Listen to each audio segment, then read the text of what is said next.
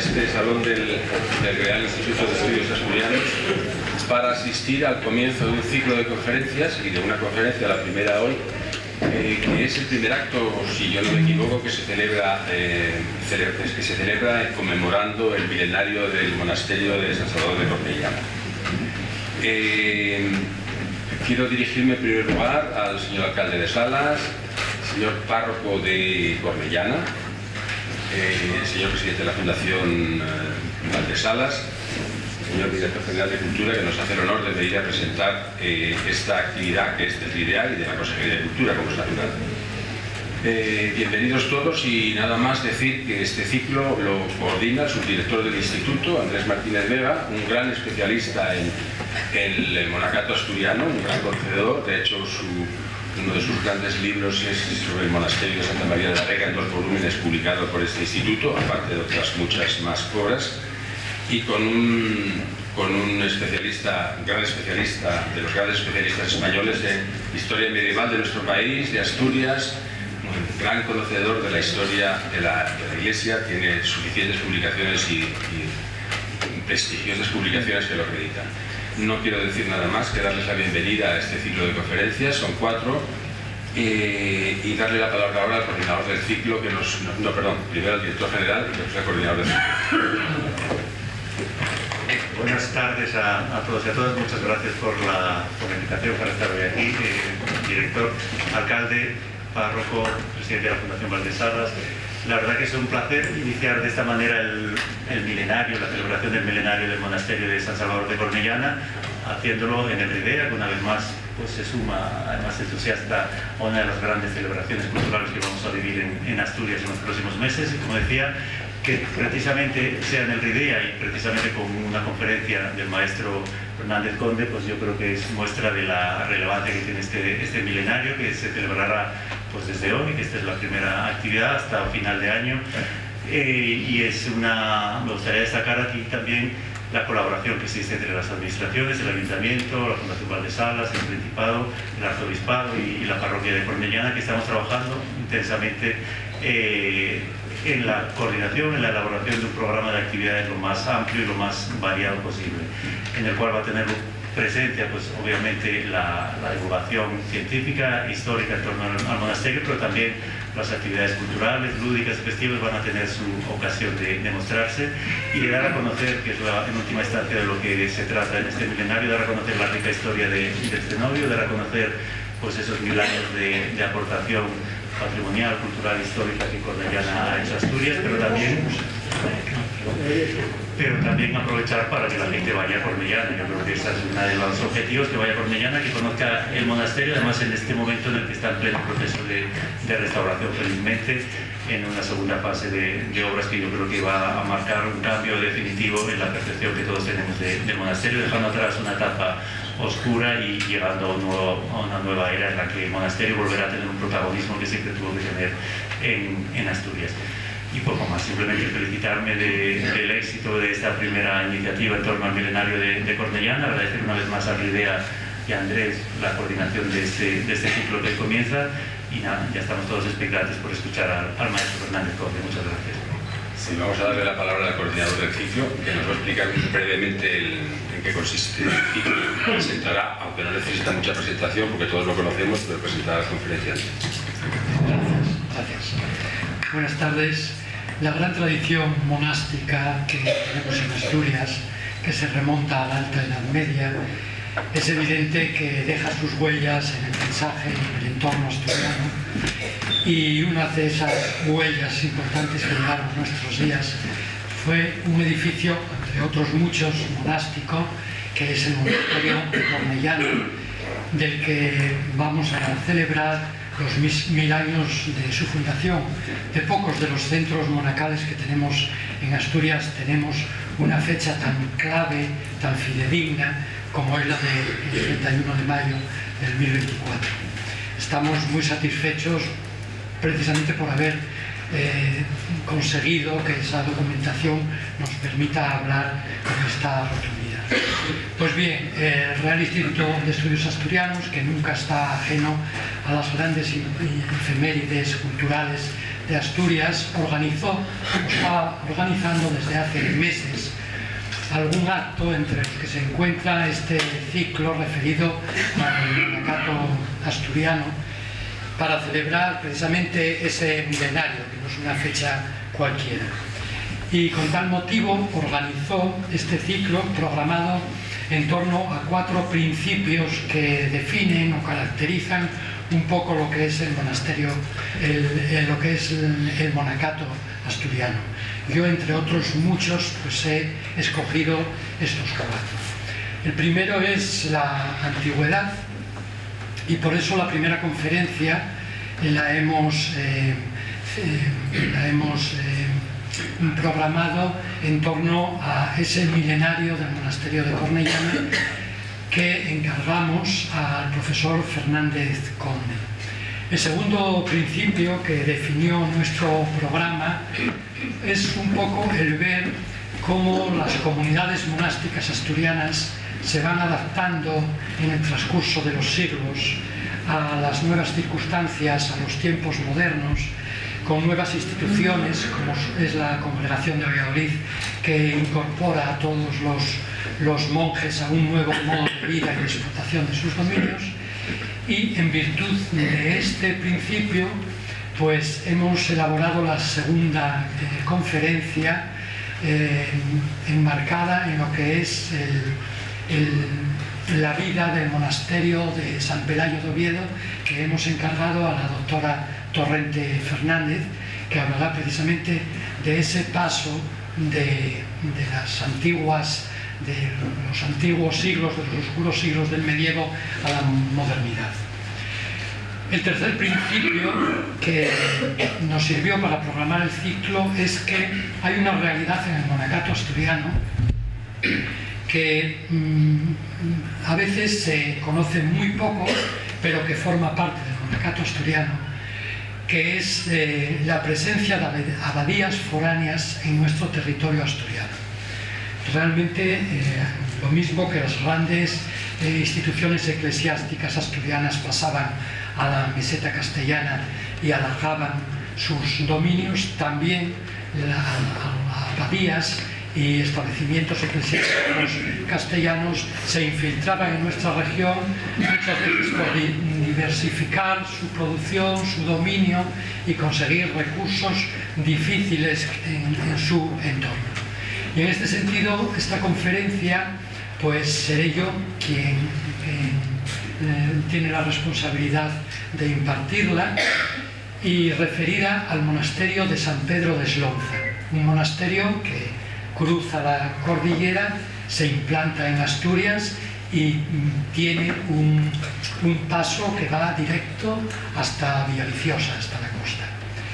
Y cuarto y último principio que nos inspiró en la programación de este ciclo es algo muy conocido, es el carácter evangélico y cultural que tienen toda la obra de nuestros monjes.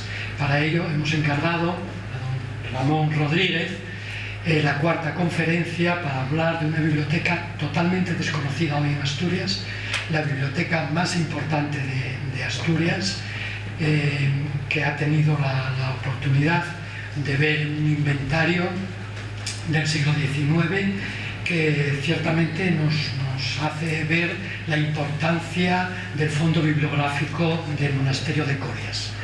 Por lo tanto, estos 4 principios y estas 4 conferencias son las que constituyen este ciclo que hoy comenzamos y que voy a dar la palabra al profesor Fernández Conde. Es evidente que no tengo que decir a nadie de ustedes ningún apunte biográfico ni de presentación. Solo, como bien sabemos todos, Javier Conde es una figura señera del medievalismo en España y no digamos en Asturias. Así que, Javier, tienes la palabra. Bueno, muchas gracias. Primero por la cariñosa presentación del amigo que es Martínez Vega y Ramón también, director y presidente del de mi vida. Y también porque hayas venido a hablar, o venir a hablar de Cornellana. También agradezco el abrir este ciclo de conferencias. Cornellana es un monasterio que es muy importante, que tiene una espléndida fachada barroca que llama todavía la atención, y da gusto pensar que un buen día, pronto por lo visto, se mejorará el monasterio, que tiene mucha necesidad. También están el alcalde, el párroco, persona entrañable para mí, el párroco de Cornellana, y me gusta mucho abrir este ciclo de conferencias dedicándome a Cornellana. No hay ningún monasterio asturiano que tenga una fecha tan precisa como la fundación de San Salvador de Cornellana. Uno piensa en Oviedo, por ejemplo, en San Vicente. Bueno, ya hay una fecha bailando en el tiempo, 771, no sabemos muy bien qué es. Bueno, intentamos hablar de ella y precisarla, pero en cualquier caso es oscuro. San Pelayo, la fundación de San Pelayo, por supuesto, se atribuye a Alfonso II, pero tampoco, es un poco más tardía. Ya se van repasando monasterios y se empiezan, Villanueva, por ejemplo, San Pedro de Villanueva, Celón, Celorio, etc. Y te encuentras un poco perdido para estudiar los orígenes. En Cornellana, ¿no? Es el monasterio de Cornellana. Yo voy a decir Cornellana, siempre que escribo pongo Cornellana, pero voy a hablar de Cornellana, me sale más espontáneo, perdonad. Tendría que decir Cornellana continuamente, pero no lo digo. No sé si se me oye bien. ¿Se me oye bien desde atrás?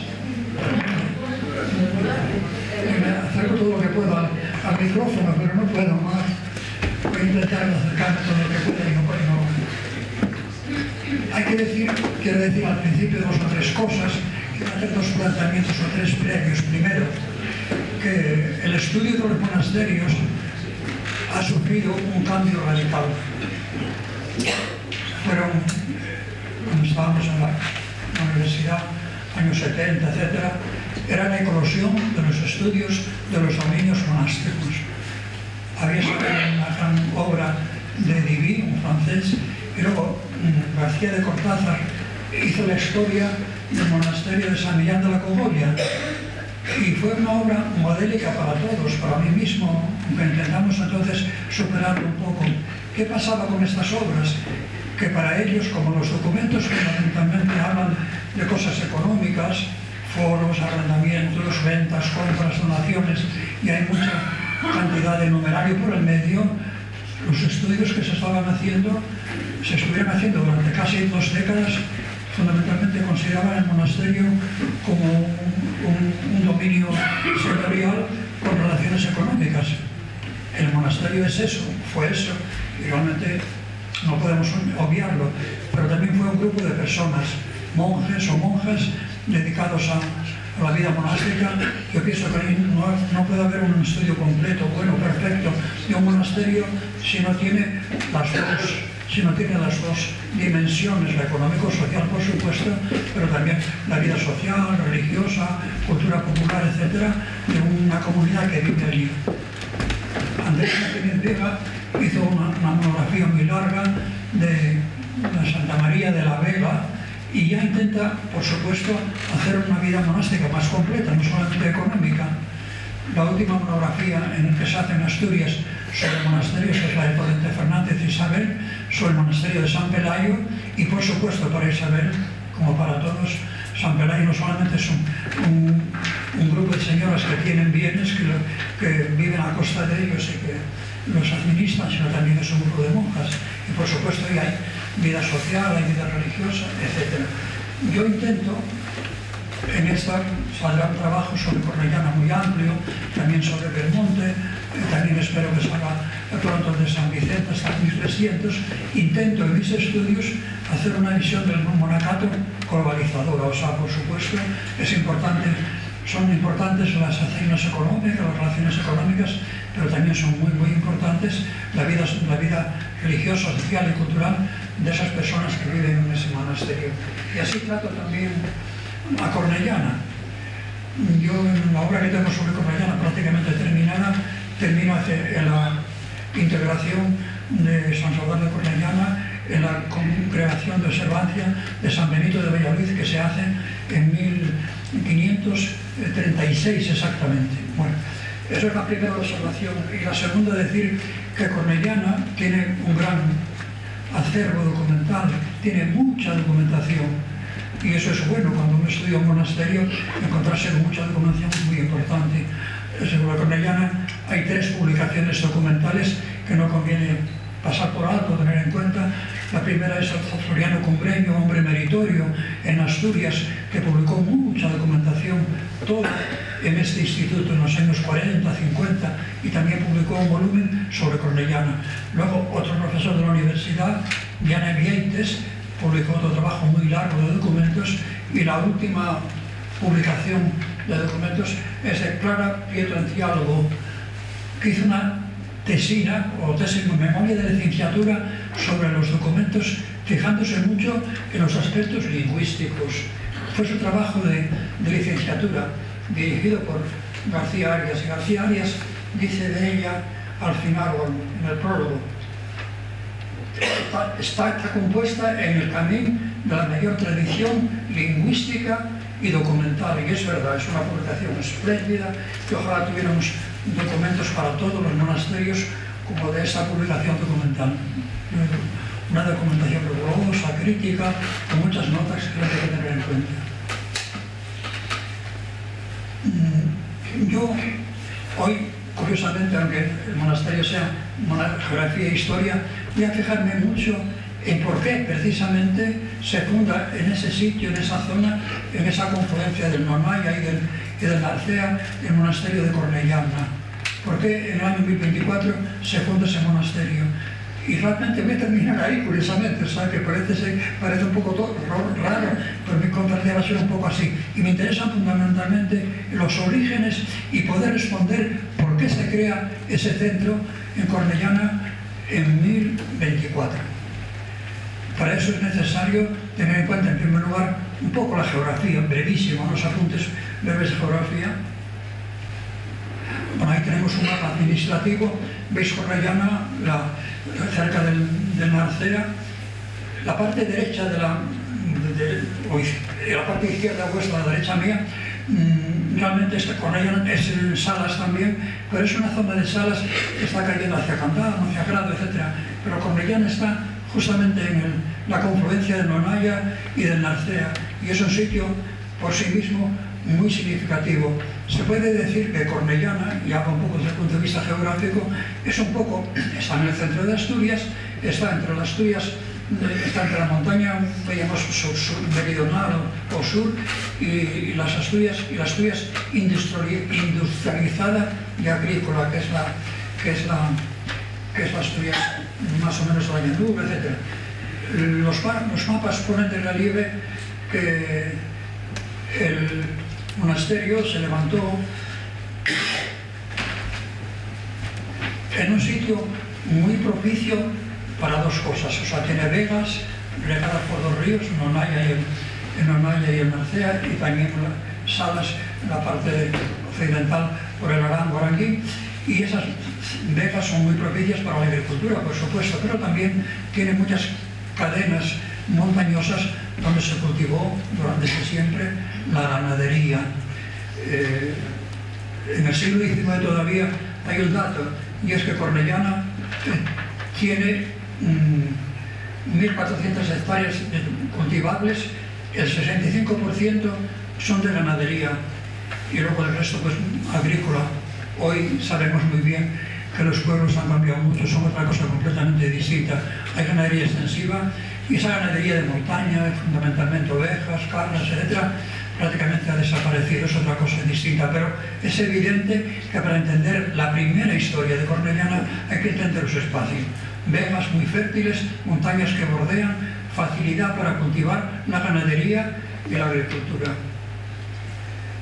Como curiosidad, lo sabe, si hay mucha gente, el alcalde lo sabrá, que en Llanio, todavía el siglo pasado, hacia el año 80 más o menos, había 6 hectáreas de cultivo del tabaco, y todavía quedan restos de secaderos de tabaco, quedan restos en Llanio. Bueno, entonces más o menos nos situamos en esa geografía del monasterio de Cornellana, propicia para el desarrollo de una comunidad monástica del siglo XI y los siglos siguientes. La segunda pregunta, en este espacio, llanura y montañas, etcétera, ¿cuándo empezó a vivir la gente? ¿Cuándo hubo homínidos o hombres? Desde muy pronto, desde antiguo. Hay que tener en cuenta que la Cornellana está edificada sobre una terraza fluvial muy fértil y ya se encontraron restos de homínidos desde el Paleolítico inferior. ¿Qué es el Paleolítico inferior? Poner como fecha en años, poner varios cientos de miles de años, o sea que ya hay restos humanos muy antiguos. Un poco más adelante hablaríamos, por ejemplo, eso del Paleolítico medio superior. Hay dos restos muy antiguos, o dos sitios muy antiguos donde se encontraron restos líticos del Paleolítico, concretamente del Musteriense y del Musteriense, que están excavados por Rogerio Estrada, y el primero de ellos está en Suburriba. Bueno, esta no es Suburriba, esta diapositiva corresponde a Suburriba, es esto que os presento ahora. Suburriba es un pequeño pueblo que está en una colina justamente detrás de Cornellana. Ahí se encontraron restos del Paleolítico, cosas líticas, etc. Y después el otro espacio donde se encontraron también restos paleolíticos de homínidos, etc., sería en las Murias de San Esteban de la Doriga. Hay materiales arqueológicos de la misma época, aunque un poquito posteriores. Damos un paso, corremos un poquito más y llegamos al Neolítico, a la metalurgia, al poblamiento castreño un poco en general. En primer lugar hay que decir que en el Neolítico, en Cornellana, en Salas, se encuentran muchos yacimientos de construcciones megalíticas de carácter funerario. Están casi todas en cordales de montes, montañas. Tiene como marcar un espacio. Hasta aquí llega el dominio de no sé qué, de un señor muy antiguo, de poderes locales, y eso marca un poco el territorio de esas construcciones funerarias. Hay muchas, por ejemplo, González Valles, que nos tiene una primera lista de yacimientos megalíticos, nombra hasta 18. La más bonita de todas, a mí por lo menos la que más me gusta, es la de Penausen. Penausen es un yacimiento muy importante del megalítico, lo excavó Miguel de Blas, y es un yacimiento muy importante. Está en Hidalga. Si conocéis un poco, os suena la geografía de la zona, pues sabéis situar más o menos Hidalga. Época de los metales, también hay presencia de restos de metales, fundamentalmente de bronce, como hemos sabido. Por ejemplo, aquí tenéis un hacha plana. Es mala la diapositiva, yo lo siento, pero no he encontrado otra mejor, o no la tengo a mano. Y os espero un hacha de bronce que está situada en Figares. Figares es el Villazón. Luego hay unas cuantas de Talón y de Canillas en Malleza. El mapa castreño de Salas, ahí tenéis un mapa, no es legible desde ahí. A simple vista, si esos puntos que si los contáramos, serían unos 20 castros aproximadamente. Quiero deciros que, bueno, trabajando un poco sobre estas cosas, yo encontré un trabajo muy bonito sobre los castros de Salas.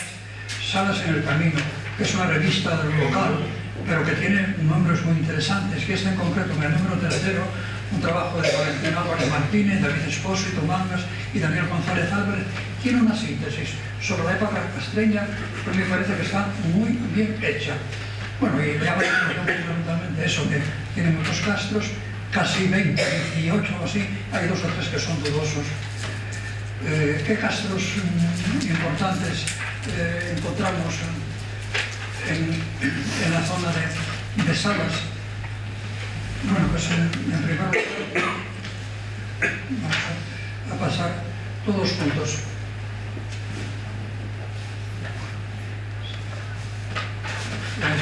marcas, pero las hojas.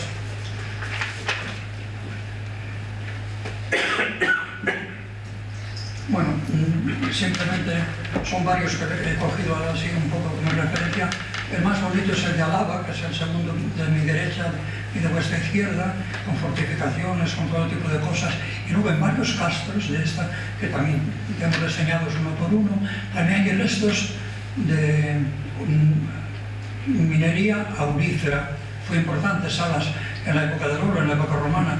Bueno, pues quedan restos todavía en algunos casos relacionados con la minería romana aurífera. En ese sentido, el de Álava, a mí de todos los que hay, se me pareció que era un castro como muy hermoso, muy bonito y que vale la pena y conserva muchas cosas. Habrá que, yo pienso que en el futuro, algunos hoy día, hay muchas excavaciones, hay mucha arqueología y nos irán ofreciendo excavaciones de cada uno de ellos. No quiero detenerme más para ir a lo fundamental. Presencia de Roma en la sala, en el Concejo de Salas. Yo hablé antes de Suburriba y de Murias de la Doriga. En ambos sitios hay dos supuestas, o podemos decir que sí, realmente, dos vilas romanas. Una rústica, la de la Doriga, en las Murias. Hay que decir que claro, esta vila de Murias en las Dorigas, las Murias en las Dorigas, que está muy cerquita del Camín de la Mesa. El Camín de la Mesa, como sabéis, cruza una cordillera desde el Restío y sale a la zona alta de Grau, y en Grau se divide hacia Pravia y de Pravia también luego hacia Lucus Asturum. Era un camino muy usado en la época antigua, por ahí saldría mucho oro seguramente de la minería de Salas, y era un camino muy usado, y es normal que el dominio romano estuviera cerca de ese camino, de esa ruta, de ese camino de la Mesa. Murias lo estaba. Y bueno, entre las cosas que se encontraron en Murias de época romana, aparte del resto de cerámica y tal, aquí os presento una cerámica muy bonita, que es una sigillata hispana, está muy conservada, pero hay muchas cosas más que no he traído. Y después, en la época romana también, tenemos en Salas una interesante estela, Flavius Auledi, Fili, Cavargi, etc., que está en Himmler, la data en el siglo I.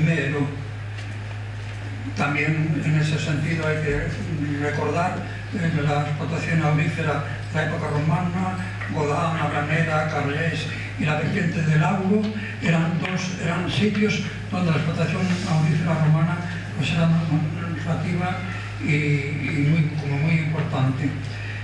Después más cosas de tipo de la época romana que no se quisiera hablar. En primer lugar, la vila de Corneliana, Villa Cornelii, en latín significaría Vita Cornelii. ¿Quién es Cornelio? No sabemos quién es, pero sí sabemos que era un posesor, un hombre que tenía bienes, que tenía tierras y estaba situado allí y era el centro de su poder. Por lo tanto, hay que pensar, hay un trabajo de la Carmen Boes, que todo el mundo citamos y manejamos, donde va estudiando toda la toponimia en Ana y dice, bueno, a ver, luego tendría que tener arqueología y documentarse cada una de los topónimos en Ana, es un topónimo de origen romano o no, pero bueno, por lo menos es un indicio de que en la época romana pudo haber un poseso de cierto relieve y de cierta importancia. Es importante también, por supuesto, el puente. Estos no son puentes reales, son reconstrucción que hace Otilia Requejo, un trabajo de publicaciones de arqueología. Ese es un puente monumental. No coincide con el puente actual, está un poquito más abajo, pero eso era un puente soberbio. Otilia se pregunta, después de una reflexión larga sobre el puente de Corneliana, se pregunta si tiene origen romano, y ella, teniendo en cuenta pues la toponimia, teniendo en cuenta la arqueología, dice que efectivamente le parece que sí, que pudo ser romano el primer puente de Corneliana. Es interesante saber que cerca de ese puente, un poco más abajo, hay una ermita, la ermita de San Antón. La ermita de San Antón está muy documentada, la tenemos documentada en los documentos, y tenemos referencias de que llegaban los barcos por el Narcea hasta esa ermita. Y todavía en las casas del puente, que son donde arrancaba el puente antiguo de Cornellana, todavía se conservaban en el siglo XVIII argollas de atar a los barcos.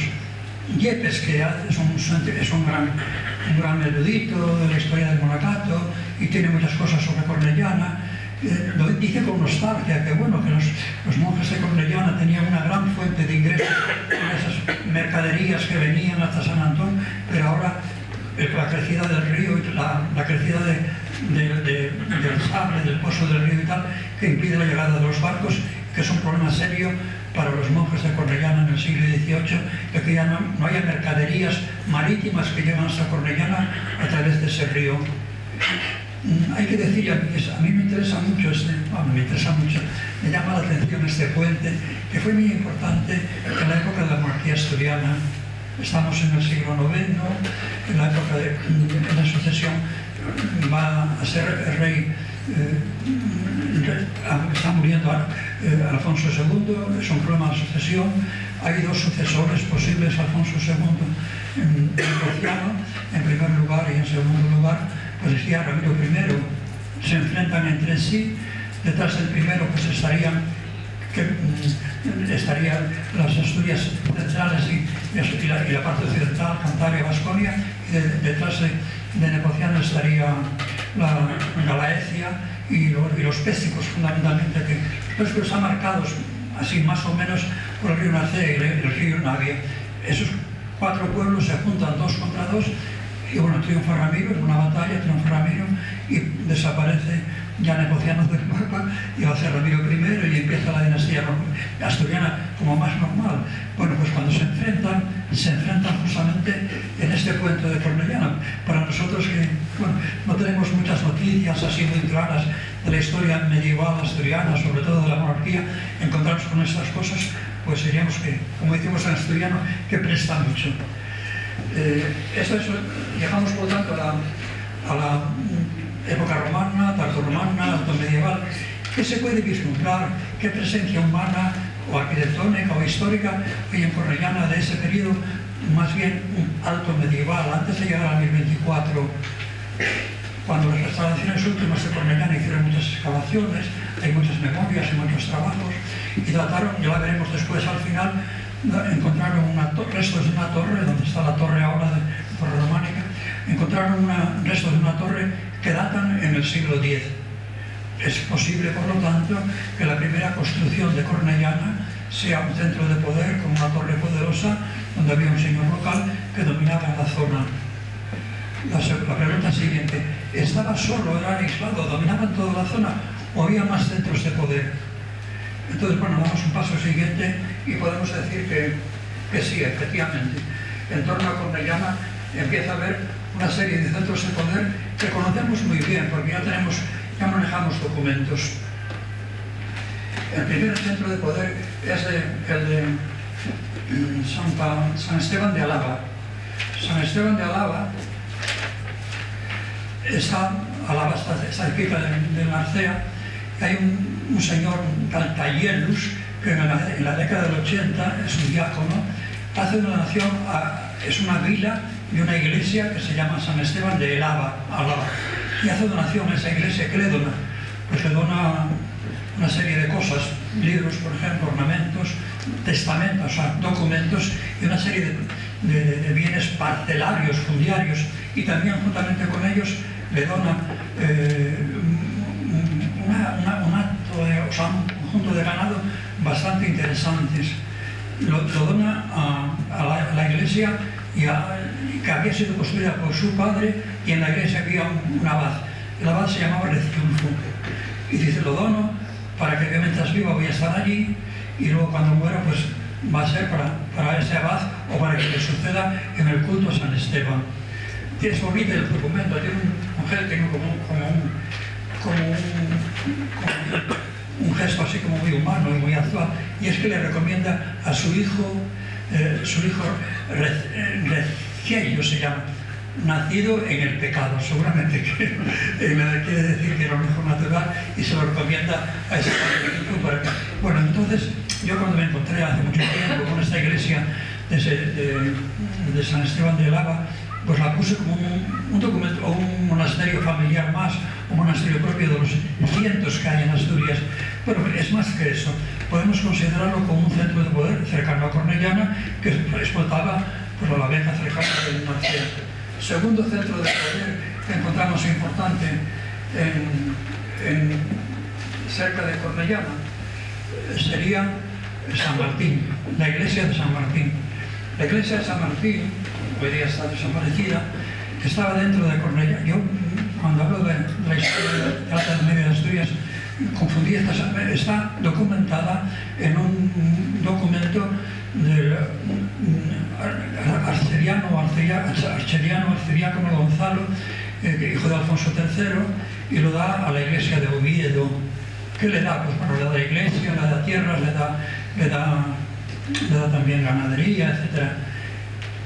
Yo cuando me encontré con ese documento hace muchos años, en mi primer libro sobre todo esto, la iglesia de Asturias en la Edad Media, creí que este San Martín, que era San Martín de Salas, que está la iglesia esa iglesia de San Martín fue parroquia de Cornellana durante mucho tiempo y desapareció. Tenéis que saber que Cornellana tiene tuvo dos parroquias. San Martín, que está en un local, en un topónimo que se llama Baonio, en la cerquita de Cornellana, cerca a la salida de Cornellana hacia el río, y después está la iglesia de San Juan Bautista.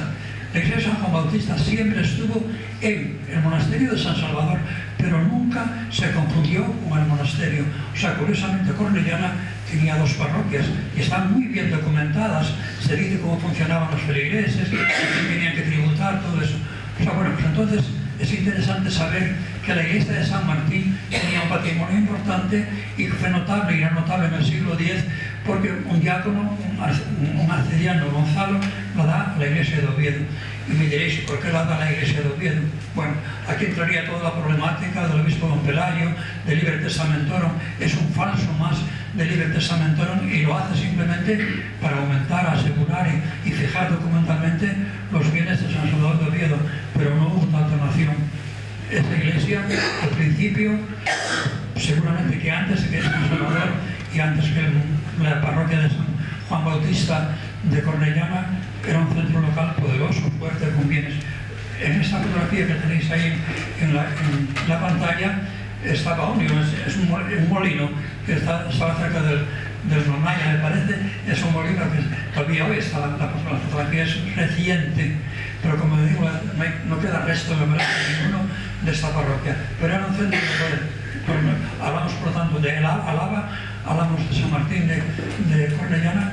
El tercer centro de poder, ya se habla menos de él, es la villa de Quintonios o Quintoños. Quintoños es un topónimo que está al sur de Cornellana, perfectamente identificado.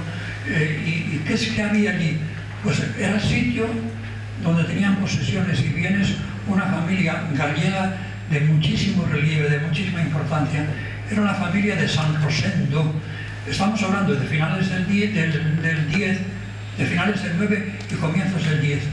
950 aproximadamente, desde la final de la monarquía asturiana y los primeros reyes leoneses. Esta familia tuvo mucho poder político, se llamaba Gutiérrez Menéndez, y ella Ilduara. Ilduara era la madre de San Rosendo. Hoy día los medievalistas la conocemos mucho a Ilduara, casi como si fuera vecina nuestra de ayer, porque tiene una monarquía muy bonita, una catedrática de Santiago de Compostela, Carmen Rayades. Yo estuve en su tesis y en su cátedra y la recuerdo, y es que para mí es entrañable. Tiene un libro precioso sobre Ilduara como modelo de mujer aristócrata, etc. Bueno, lo importante es que esta familia, los padres de San Rosendo, tenían bienes en Asturias. Iván Muñiz tiene un artículo muy bonito en la Experiencia Medievalia sobre los dominios de la familia de San Rosendo en Salas y en Asturias, fundamentalmente en Salas, y el camino de Arango a Aranguín también, en Cordovero, también tenía bienes. Aquí tenía la sexta parte de esta vila de Quintonios o Quintonios, y la pregunta es, bueno, debía ser un centro de poder interesante. La pregunta que podemos hacernos, realmente en esta vila, que conocemos que existió y que había un centro de poder, estuvieron San Rosendo, su madre, Ilduara, estuvieron aquí algún tiempo, el padre de San Rosendo estuvo aquí. No sé, viendo la documentación, hay un texto de la Vita Rosendi, Santi Rudesinghi, un texto en latín, esa Vita es del siglo XII y es muy bonita, y trae una serie de referencias. Y hay un texto que dice, no lo leo para no buscarlo y no perder tiempo, hay un texto que dice que Ilduara estaba en Cordoveo, como queramos, que pertenece, es el valle del Aranguí que cae hacia Pravia. Yo leí ese texto, lo estuve analizando y me parece que no, el lugar del que habla, que no es el Cordovero de Pravia, que es como de San Miguel, que es una localidad de Galicia. Luego ojeé despacio y leí lo que decía Carmen Pallares en su libro sobre Ilduara y también está de acuerdo conmigo y hablamos incluso, que no consta que estos personajes importantes en ese centro de poder llamado Quintoños estuvieran alguna vez. Y luego estaría ya el cuarto y último centro de poder en esa zona tan curiosa de la confluencia Nonaya-Narcea, que es San Martín de Salas. San Martín de Salas es una iglesia, luego la primera vez que la vi me pareció que era una iglesia radical y brutalmente cortada, absolutamente, vamos, que le habían hecho un crimen grandísimo porque le habían arrancado una serie de epígrafes y de piezas altomedievales que daba mucha pena verla como estaba. Hablo de los años 90 más o menos. Deciros 3 o 4 cosas, o 5, 4 nada más, de este centro de poder, que sí se fue muy importante, porque en el fondo San Martín de Salas es el núcleo generador de ese pequeño pueblo, luego pueblo, y luego la villa y el capital del concejo de Salas. Salas, en definitiva. La villa de San Martín, la iglesia de San Martín, que está cerquita del cementerio, subiendo hacia arriba por esa carretera. Bueno, pues luego era parroquia de Salas, luego pasó a ser parroquia, la actual parroquia de la Colegiata. Así en general, ¿por qué sabemos de ella y por qué nos interesa en este contexto de encontrar el porqué de las razones de que se construyera un monasterio en Cornellana? Bueno, la razón es lo siguiente, que tiene varias inscripciones, os muestro 1, 2, y después tiene elementos, fijaros las cruces maravillosas de esta iglesia, que recuerdan perfectamente las asturianas, las de Oviedo, las cruces en piedra de la época de Alfonso III y otras partes de Asturias. O sea, estamos delante de una iglesia que tenía mucha importancia porque le quedan muchos restos prerrománicos. Hay algo muy, muy importante. Y la pregunta que nos hacemos, ¿y quién hizo esa iglesia? ¿Por qué tiene toda esa riqueza arquitectónica? Hay una serie de inscripciones. La primera está en las ventanitas que hemos presentado antes. Dice exactamente, Adefonsus Fetis, la hizo Alfonso. Bueno, lo dice más. Después hay una inscripción que veis ahora en la pantalla, donde dice que esa iglesia fue destruida y que la rehizo Adefonsus Confessus. Adefonsus Confessus. Alfonso confesor.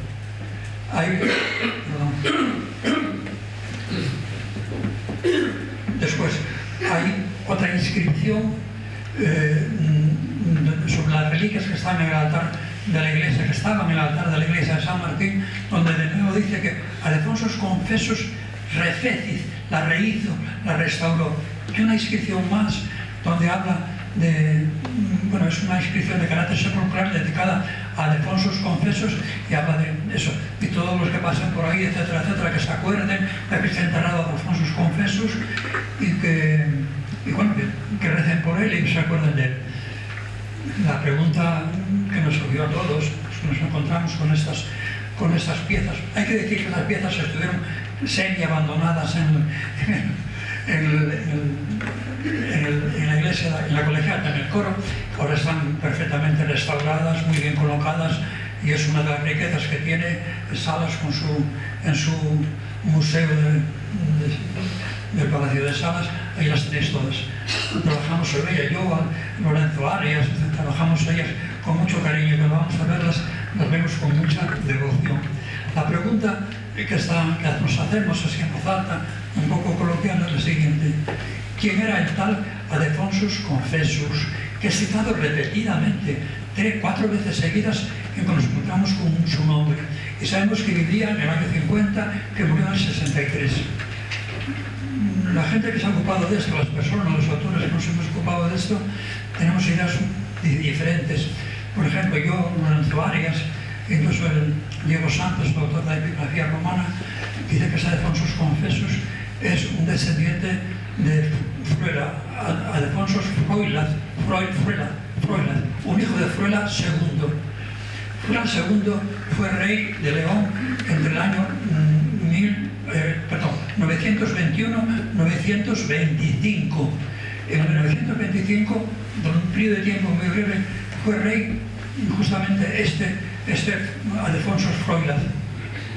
Y después sabemos que Ramiro I le quitó el reino, le cogió prisionero, le sacó los ojos, lo cegó, lo tuvo en un castillo de León, y luego ya al final de su vida le perdonó y vino a Asturias, y posiblemente en este periodo de años 40-50 restauró la iglesia de San Martín de Salas. Si fuera así, estaríamos en un centro de poder muy importante relacionado nada menos que con la monarquía asturiana y leonesa. Digo que no todo el mundo lo identifica con este hijo de Fruela. Yo creo que sí, porque leyendo hay una crónica famosa de San Piro que es muy minuciosa.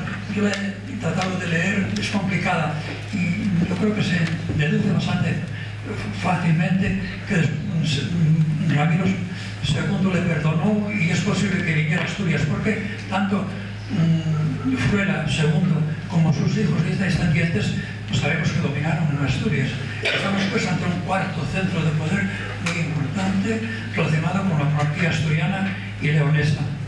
Entonces, dicho así, dicho esto, parece claro que en un espacio relativamente pequeño, no muy grande, como es la confluencia de estos dos ríos, que ya había un centro de poder de la época romana, que alguien importante en el siglo X y en el siglo X, en el siglo XI, primera parte, alguien importante se sentara allí, tuviera que ver allí. ¿Quiénes son las personas importantes en este periodo de Asturias relacionadas con la monarquía leonesa? Bueno, la primera, una mujer que os suena mucho, Velasquita, no Velasquita Giraldez, Velasquita es la primera mujer de Bermudo II. Velasquita fue repudiada por Bermudo II, no sabemos muy bien por qué, y se refugió en Asturias, y vino a Asturias y se incorporó a un grupo de mujeres, señoras, que vivían en San Pelayo, que entonces era San Juan Bautista todavía, y allí vivió como monja. More monástico, que se dice. Bueno, en realidad en aquel momento los monasterios familiares eran una cosa como muy familiar, valga la redundancia. Tuvo una hija que se llamaba Velasquita. Pero para conocer bien el significado de una hija que se llamaba Cristina, la fundadora de Cornellana. Para conocer bien a esta señora Velasquita, no convendría olvidar que está relacionada con otra señora muy importante, que era la jefa, diríamos, de ese grupo de mujeres que vivían en San Pelayo, que era Teresa Ansúrez. Teresa Ansúrez es la mujer de Sancho I, a mediados del X, que era viuda de su gente. Y luego hay un conflicto entre noblezas, pertenecía a la nobleza castellana. Y en la década del 980-990 hay un conflicto entre la nobleza astur-leonesa, castellana y gallega, y triunfa la nobleza gallega e imponen en el trono no al candidato de Velasquita, sino al candidato de la nobleza gallega, que es Bermudo II.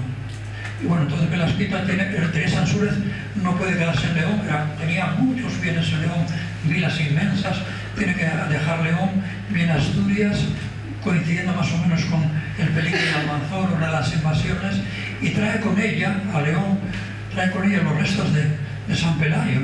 Entonces San Vicente, San Juan Bautista de Oviedo se convierte en monasterio de San Pelayo. Había varias monjas, otra que se llamaba Teresa, que tiene una historia muy romántica y muy curiosa. Está la Velasquita, y algún tiempo estaría también Cristina Bermúdez. la fundadora de Cornellana. Por lo tanto, es normal que en ese centro políticamente muy poderoso que era en esta zona de Cornellana, que se instalara Cristina, que se quisiera instalarse Cristina Bermúdez, que además de tener muchos bienes, por ejemplo, había un monasterio en Oviedo dedicado a Santa Cruz, que era de Cristina Bermúdez, pero hay una serie sabemos muy bien, está muy bien documentada su patrimonio, que era muy rico, estaba casada además con otro infante descendiente el hijo de Teresa Ansúrez, también era su marido, también tenía muchos bienes. Es normal que este matrimonio pues tratara de afincarse en esa zona muy poblada y además muy documentada y como muy poderosa de centros de poder, y dirigieran un centro de poder. Esa es un poco la razón histórica que yo me parece razonable y que yo más o menos planteo como pregunta del por qué en Cornellana, por qué en esa zona, por qué en ese territorio se funda el monasterio de San Salvador de Cornellana, por Cristina y por su marido. La fundación la conocemos, es de 1024, la carta fundacional, tiene dos redacciones, la A y la B, y Prieto Entialgo, que las estudia las dos y las compara, dice ella que la redacción B, que está mucho más manoseada, mucho más estropeada, que posiblemente la que utilizaban los monjes de Cornellana, y la A la tenían en un archivo. Bueno, es una explicación. Pero en cualquier caso, esa documentación, ese documento fundacional tiene muchísimo interés por lo que nos dice.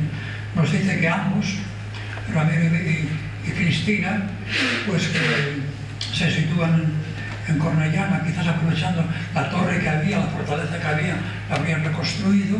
Allí edificaron una iglesia, dice que la edificaron iure monástico, o sea, como si fuera un monasterio.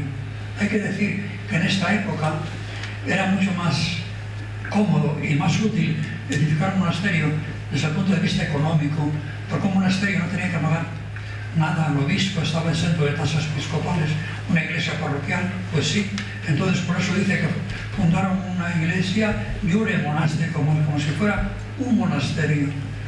Bueno, entonces viven juntos, etc. Muere Ramiro y queda Cristina viuda, y Cristina al final de su vida ya viuda, dona a esta iglesia fundada por ellos todos los bienes que tiene, una serie de posesiones.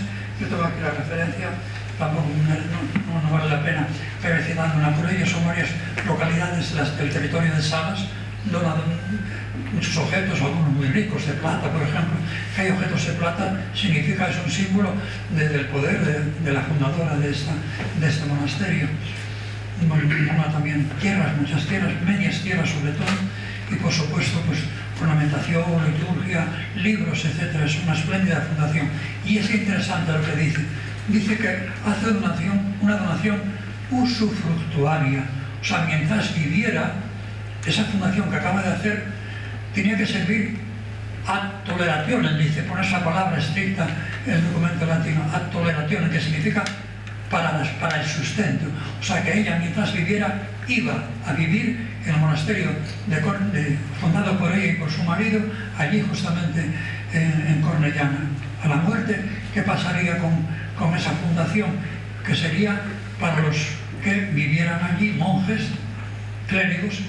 Ella se titula Cristiancina, como si fuera monja, pero cuando al morir pasaría a sus descendientes y sobre todo a aquellos que vivieran allí en Cornellana, para que rezaran por ella, para que hicieran oraciones por ella y por su marido.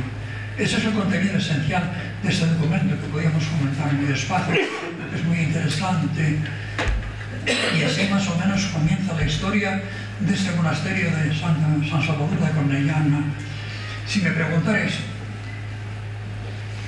son las 8, no, vamos terminando, no quiero ir, vamos a seguir a hacer preguntas, me las hacéis y la crono lo dejáis. Si me preguntarais cuáles serían los hitos fundamentales de esa fundación de Cristina y de su marido, yo diría que el siglo siguiente, estamos en 1024, hasta 1122, ese monasterio, como era de herederos, los bienes que tenía, tierras, etcétera, parroquias, iglesias, fueron desgregándose de ese núcleo patrimonial y pasaron a manos particulares. Prácticamente en los años 20 del siglo XII de Cornellana Monasterio no quedaba prácticamente nada. No quedaría la iglesia y el edificio, primero la torre, etc. Un señor importante, Pedro Bermúdez Conde, descendiente de Cristina, lo que hace es, con su poder, reunir toda esa serie de tierras dispersas y recrea de nuevo el patrimonio, lo junta. Ya pueden vivir, gracias a ese patrimonio, pues unos monjes. A continuación, en 1122, lo dona a Cluny. Cluny, los que hay menos avezados a estas cosas, es un monasterio de reforma del monacato benedictino que empieza en el 10, continúa en el 11, el 11 es muy poderoso, en el 12 más todavía, pero ya en el 12 Cluny no era lo que era, porque trató, la reforma Cluny trató de volver a los monasterios, que eran eso como grandes familias, señores trabajaban, los monjes ya no trabajaban, vivían de rentas, y Cluny trató de llevar de nuevo a los monjes a que recuperaran el oficio litúrgico propio de los monjes y sobre todo que empezaran a trabajar, que uno pide la santa regla de San Benito. Pero ya en el 12, como digo, Cluny ya no era lo que había sido en el siglo XI y en el siglo X. En cualquier caso, como digo, en 1122 Suero Bermúdez entrega el monasterio reunificado y con más bienes, muchos bienes, a Cluny. Tenemos dos cartas de esa entrega, una versión que es cluniacense, o sea, que se encuentra entre la documentación de Cluny, y otra que se encuentra que es obetense, que tiene cada influencia de tipo pelagiano, ambas de 1122. Bueno, el patrimonio que tiene en ese momento, ya reunido por Suero Bermúdez, es absolutamente impresionante. Prácticamente es el gran dominio monástico de todos los siglos medievales. No aumentó mucho, porque eran tantos los bienes que recuperó y que donó, que prácticamente en toda la Edad Media hay muy pocos bienes ya. ¿Qué pasó con Cluny, que era una congregación de reforma? Apenas si tenemos datos de la presencia de Cluny. Sabemos una cosa muy rara, antes de responder a esa pregunta, que en 1128 el monasterio de San Salvador de Cornellana es donado por Suero Bermúdez al obispo don Pelayo y a su iglesia de Oviedo. Me llamó profundamente la atención. ¿Cómo es posible que un monasterio fundado, o sea, reintegrado, refundado en 1122, 6 años más tarde, se done al obispo de Oviedo? Extrañísimo. A mí siempre me resultó como muy sospechoso. Bueno, mirando documentación, analizando los textos, viendo un poco el contexto, me encontré que esa carta de donación de 1128 es prácticamente la misma, tiene las mismas fórmulas que otra donación falsa pelagiana, que era la de Corias, de San Juan de Corias. También en 1124 está en el libro testamentario y se dona San Juan de Corias al obispo de Oviedo. La conclusión es evidente, que esa donación de 1128 al obispo don Pelayo, que no existió, que no hubo donación, que es un falso pelagiano, que nunca tuvo poder el obispo de Oviedo, San Salvador de Cornellana, en este sentido. En otros, como obispo de abades, tenía que bendecir y consagrar, sí. En 1129 hay un atisbo de presencia de Cluny, hay un abad que se llama Guilielmus, que es un nombre francés, y al conde Tomás del siglo XIII. Y al final del siglo XIII sabemos que San Salvador de Cornellana se había indemnizado totalmente de Cluny, por más que Cluny intentaba muchas veces recuperar la presencia de Cornellana, porque en definitiva recuperar la presencia de Cornellana para Cluny significaba unas rentas copiosas anuales y posiblemente tendría mucho interés, pero no para la recuperación. Entonces, en los siglos XIII, como digo, es Cluny, pero no es siglos XIV y XV. Cornellana ya es un monasterio, un dominio señorial muy importante, tiene muchos bienes, con las rentas importantes. Sabemos exactamente cuántos miles de educados, por ejemplo, cobraba en el siglo XVI. Me parece que era el tercer monasterio de Asturias en el ranking de rentas que tenía, que estaba evaluado, que tenía ese monasterio de Cornellana. A finales del XV, sabemos que pasó lo que pasó en casi muchísimos monasterios asturianos, leoneses, gallegos, castellanos, y en general en toda España y en toda la Iglesia. Empezó a haber abades llamados comendatarios. abades comendatarios, comendatarios. Eran unos señores que tenían un cargo especial, de años de noche reunían una serie de títulos que eran beneficios y cobraban rentas, pero la mayoría de ellos podían ser laicos.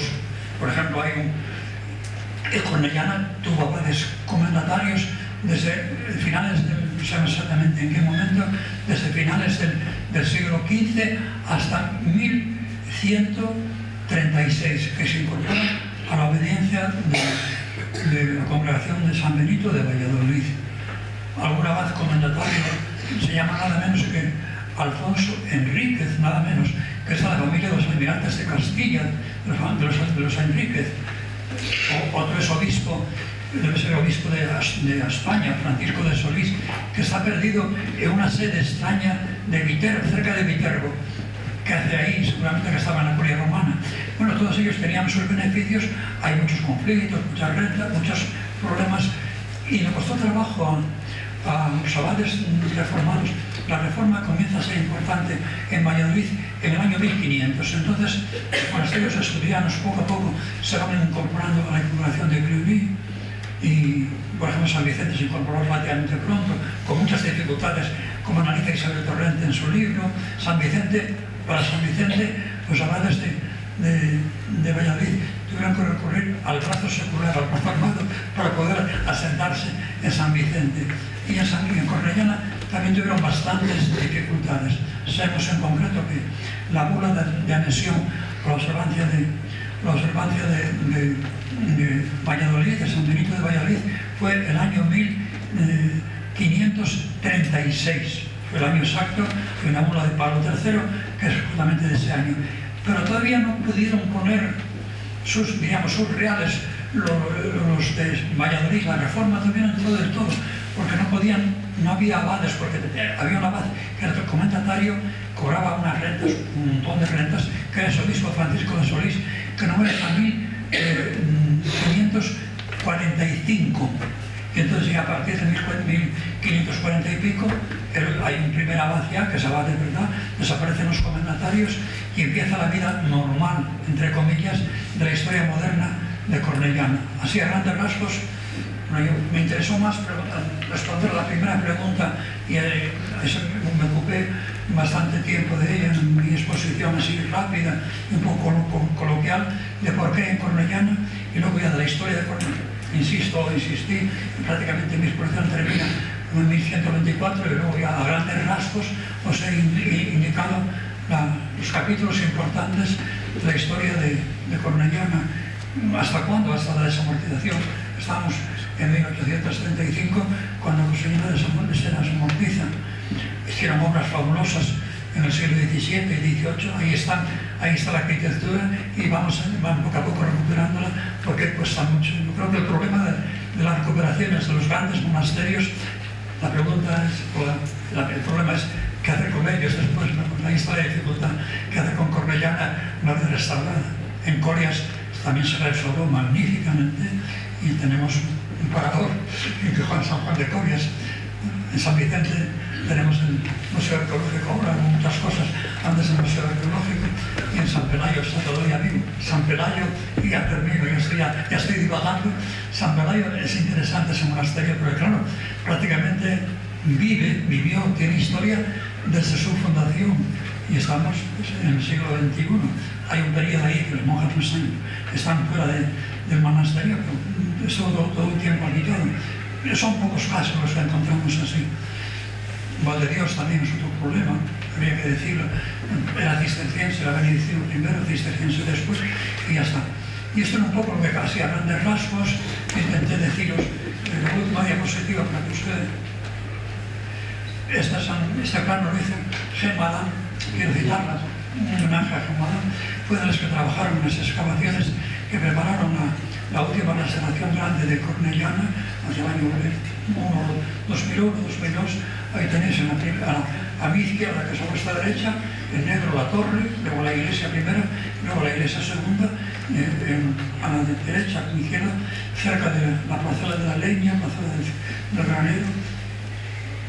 Y esto es más o menos a grandes rasgos una visión global, general de Cornellana, no demasiado analítica, sino así general. y es lo que pretendí hacer. Si alguna cosa queréis preguntar, algún detalle concreto, algún documento, yo me fui diciendo de memoria, a lo mejor se me quedó.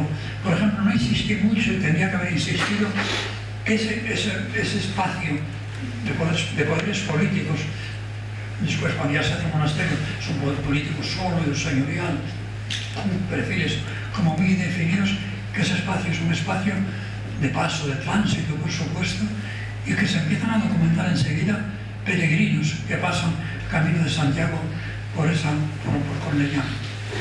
Hay un hospital en Cornellana, yo no sé muy bien, es una cosa que se publicaron el hospital de Cornellana, se publicaron el catastro de Nancaldes en el Senado, se publicó hace unos años, y él dice que estaba en un monasterio de Cornellana, que estaba en el hospital. Yo creo que no, yo creo que estaba junto en el pueblo del hospital, es un pueblo cercano a Narcea, un poquito más al sur. Pero bueno, es una cuestión que tampoco tiene una demasiada importancia en este momento. Lo que sí es cierto que desde muy pronto Cornellana es un lugar de paso de peregrinos y que por lo tanto de modernidad. El obispo de Oviedo, como era un paso importante y había mucho movimiento de tipo económico, etc., quiso controlar Cornellana haciendo lo que fuera propio de su monasterio, que fuera propio del patrimonio de la Iglesia, pero no pudo conseguirlo.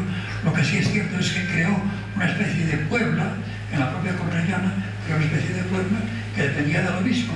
Luego él ya se enajenó en el siglo XIV o XV, no recuerdo solamente la fecha, el obispo la enajenó a favor del monasterio. Con eso termino. Gracias.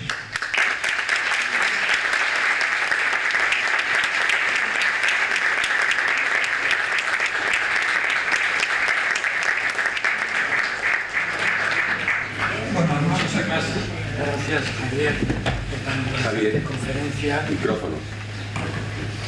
Que nos hizo ver un poco el contexto de la fundación, que hasta ahora todos sabíamos lo de la fundación y la referencia a ese pergamino que nos incluía la fecha, pero ese contexto y el por qué surge esa fundación parece un aspecto muy interesante tratado por ti. Como es costumbre, después de estas conferencias siempre tenemos un periodo por si alguien quiere hacer alguna pregunta, así que queda el turno abierto para quien necesita alguna explicación.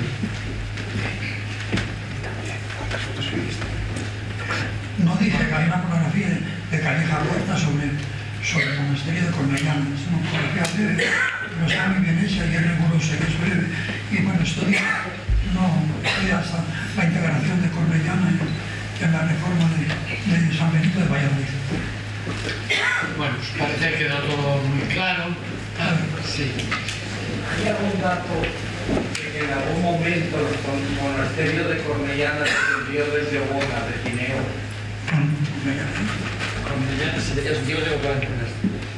Bueno, no lo dije porque no llegó a ese momento, pero hay que decir que los abades comendatarios, ya estamos en el 16, no dependió de Obona para nada, son monasterios completamente distintos, Santa María de Obona y San Salvador de Cornellana, pero hay que decir que en el siglo XV y comienzos del XVI los abades comendatarios no eran al mismo tiempo de Cornellana y de Obona, y entonces al mismo tiempo también ese proceso difícil para Cornellana y para Obona de integrarse en la congregación de observancia de Valladolid, pues se separan, pero eso tiene abades distintos, etc. Pero todavía Felipe II, hacia el 1560 y no sé cuánto, pues exactamente la fecha, desde que fue en la década del 60, tiene un decreto diciendo que se unan, pero ese decreto, al prepararlo, seguramente que creó malestar en Obona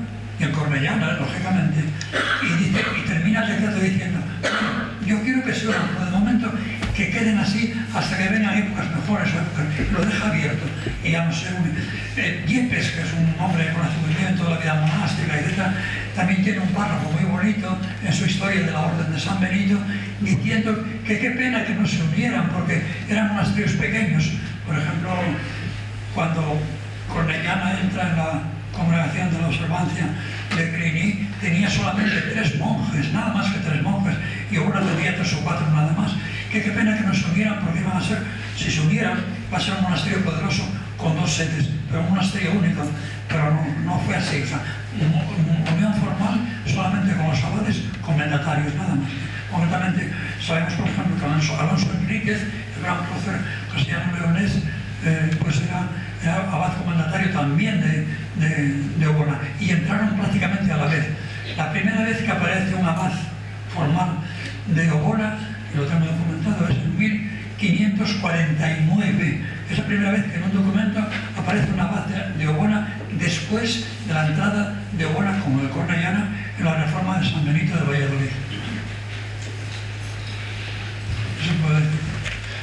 ¿Algo más? Sí, una pregunta. Dado que con la reforma de Cluny los monasterios se organizaban en una especie de árbol desde el punto de vista económico, ¿de quién dependía el monasterio? ¿De qué otro monasterio dependía? ¿De qué otro monasterio dependía? Que una vez ido a Cluny tenía una dependencia de No, Cluny, lógicamente, pues sí, el vicariato de Cluny en León, Castilla, era el monasterio de Sagún. Entonces, lógicamente, la presencia sería de Sagún, que no hay la más mínima referencia a la presencia de Sagún para nada en San Salvador de Cornellana. Y como te digo, la presencia de Cluny en Cornellana, en la documentación que sepamos, tampoco hay muy poca. 2 o 3 abades que hablan de origen francés, y sabemos muy bien, Cluny cada año tenía un capítulo general y tenía una serie de reivindicaciones para los abades leoneses, castellanos, gallegos, etc. Y en 2 o 3 veces se dicen esas actas e intenten los abades otra vez, intenten conseguir la presencia de Cluny en Cornellana, pero a finales del 14, o sea, a finales del 13 desaparece toda presencia de Cluny y no hay ningún rastro de su presencia de los franceses aquí. Bueno, hay un dato de algún abad que viene de Aragón, etc., pero no hay datos claros de presencia, apenas sí hay. O sea que, bueno, Cluny, cuando yo te digo, cuando se entrega Cornellana a Cluny por los condes de Suero Bermúdez y Enterquina en 1122, Cluny ya no es lo que era una corporación de reforma seria, de vuelta a las fuentes. Era un gran dominio por toda Europa que se comparaba y se podía comparar perfectamente con los reyes. Tenía tanto poder o más que reyes. Influyó, por ejemplo, en Alfonso VI, toda la historia de Alfonso VI, estamos en el 11 avanzado, porque le dio mucha importancia, etc. Y en Castilla y León también. En Cornellana, como te digo, las referencias son mínimas, eso que no hay, y no hay presencia ninguna de Sagún que pudiera ser la referencia normal de esa presencia de Cluny. Gracias.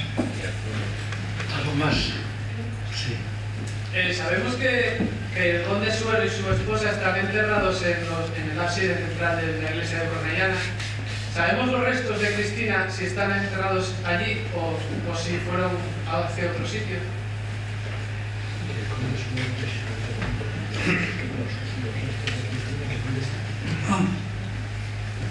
No se sabe. Están los que reunificaron el monasterio de Suero Bermúdez y Enterquina. Ahí están solemnes en un mausoleo que se ve perfectamente. Lo cambiaron de sitio en el siglo, me parece que fue en el 17, si mal no recuerdo. Lo cambiaron de sitio, lo se ve perfectamente. Suero y Enterquina, pero de Velasquita tampoco no sabemos nada. Se ve que su iglesia, que sería una iglesia prerrománica, solemne y valiosa, cuando Suero Bermúdez hizo la gran iglesia románica que luego se reformó ya en el 17, no se sabe de Velasquita, de Cristina. No sabemos dónde está. No hay ningún indicio. Ni siquiera Yepes, que es un hombre. Yepes es muy curioso, porque Yepes hace una historia de monacato benedictino y tenía como cronistas en casi todos los monasterios. Y en Cornellana tenía un cronista que se llamaba Gregorio de Ita, que fue abad de Cornellana a comienzos del 18, no, del 17. Y es cronista de Yepes cuando escribe la historia general. Y tiene muchos detalles, muchas cosas que no sabríamos que por Yepes, porque tenía estos cronistas. Y no dice nada. Sin embargo, sí recoge muy bien la inscripción de Suero Bermúdez y Tarquina, en una inscripción muy bonita, que esta todavía se conserva. Esa sí la recoge, eso la recoge Yepes. De la pobre blasquita no sabemos nada. Bueno, pues le reiteramos de nuevo nuestro agradecimiento por su presencia, y antes de levantar el acto me parece interesante recordarles que el próximo martes trataremos también otro monasterio asturiano, que será en una conferencia impartida por la doctora doña Isabel Torrente y que versará sobre San Pelayo a partir de la Edad Media. Muchas gracias de nuevo por su presencia y hasta el martes.